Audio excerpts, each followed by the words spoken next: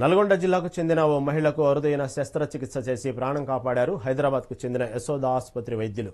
భుజం నొప్పితో ఆసుపత్రికి వెళ్లిన మహిళకు రక్తనాళం పేలిపోయిన అరుదైన పరిస్థితిని గుర్తించి వెంటనే కాలు నరం ద్వారా స్టంట్ వేసి అత్యవసర సర్జరీ చేసి ఆ మహిళ ప్రాణం కాపాడారు. యశోద వైద్య బృందంకు పేషెంట్ కుటుంబ సభ్యులు అభినందనలు తెలిపారు.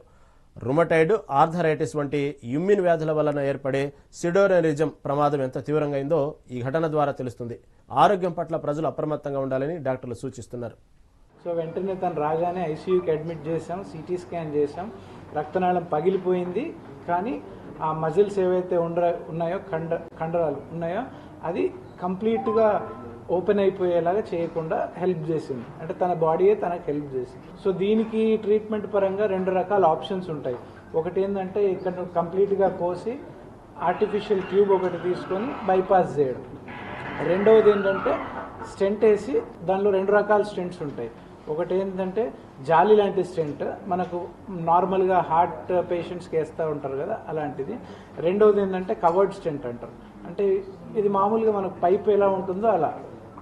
ఈ ప్రొసీజర్ అంతా తనకి చిన్న మత్తు, అంటే ఇక్కడ కాలు దగ్గర ఏదైతే సూదిస్తామో ఆ సూది మత్తులోనే అయిపోయింది. దానికి ఆమెకి వెంటిలేటర్ పైన పెట్టలేదు, ఏమీ లేదు. ఎందుకంటే ఆమెకి రుమటాయిడ్ ఆర్థరైటిస్ యాక్టివిటీ చాలా ఎక్కువ ఉండడం వల్ల మనం బైపాస్ ఆప్షన్ అనేది పెట్టుకోలేదు. ఇలాంటి హై యాక్టివిటీ ఉన్నప్పుడు మనం బైపాస్ చేస్తే ఏమవుతుందంటే ఆ రక్తనాళాలు ఇప్పుడు ఎంత ఫ్రెజైల్గా ఉంటాయి కదా, సో అవి మనం కుట్లేసేటప్పుడే చిరిగిపోయే ప్రమాదం ఉంటుంది. So 2.5 months back right side కుడి భుజంలో కొంచెం వాపు ఎక్కువ వచ్చింది. నల్లగొండలో చూపించాము, ఒక హాస్పిటల్లో చూపించాము. ఫస్ట్ యాక్చువల్గా ఆర్థోపెటిక్ అనుకుని ఆర్థోపెటిక్ చూపించాము. ఆర్థోపెటిక్ కాదని చెప్పారు. తర్వాత వేరే డాక్టర్ని చూపిస్తే వాళ్ళు చెప్పారు, యాక్చువల్లీ నరానికి సంబంధించిన ప్రాబ్లము, నల్లగొండలో అయితే ప్రాబ్లం సాల్వ్ కాదు, మీరు ఎంత తొందరగా వీలుంటే అంత తొందరగా మీరు యశోద హాస్పిటల్కి వెళ్ళమని చెప్పారు. డాక్టర్ రంజిత్ గారి పేరు చెప్పి మరీ పంపించారు.